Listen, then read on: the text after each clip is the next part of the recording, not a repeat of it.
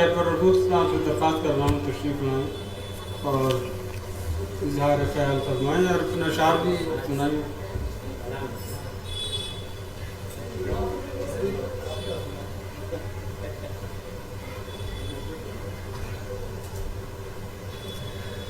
صاحب صدر پروفیسر شریف حسین قاسمی صاحب، نقی صاحب، ولا جمال صاحبہ، ابن کمل صاحب، احمد محفوظ صاحب، عقیل صاحب، غنی صاحب اور تمام معزز شرکائے محفل، میں تو یہاں ولا جمال صاحبہ سے ملاقات کے لیے حاضر ہوا تھا، اس لیے کہ آن لائن ملاقات تو ان سے بہت پہلے سے تھی، اور شریف حسین قاسمی صاحب کی گفتگو سننے کے لیے مجھے اندازہ نہیں تھا کہ مجھے اسٹیج پہ بیٹھنا پڑے گا.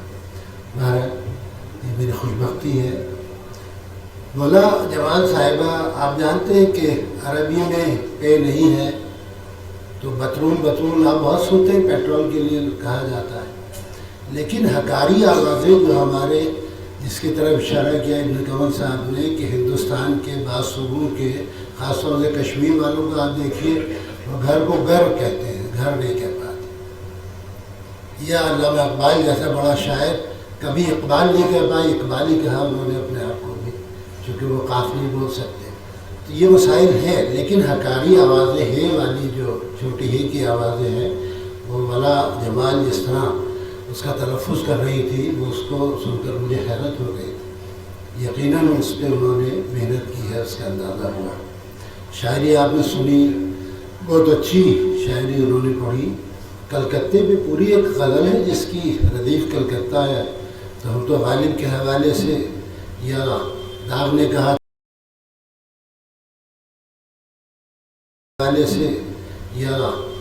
کہا تھا کہ ذرا چیٹا پڑے تو داغ کلکتے چلے جائے، عظیم آباد میں ہم منتظر ساون کے بیٹھے. کلکتے سے جو عشق ہے ولا جمال صاحبہ کو، اس کی کوئی وجہ ہوگی یقیناً. بہرحال تو آج ان کے مجموعے کا اجرا ہوا، یہ بہت خوشی کی بات ہے.